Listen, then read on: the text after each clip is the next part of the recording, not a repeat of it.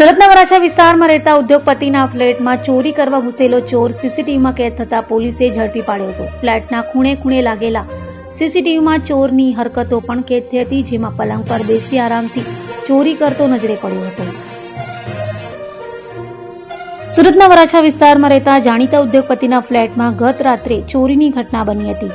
ચોર જ્યારે ઘરમાં ઘૂસ્યો ત્યારે તેને બિલકુલ અંદાજ ન હતો કે ઘરના ખૂણે ખૂણામાં છેક બેડરૂમ સુધી સીસીટીવી કેમેરા લગાવેલા હશે.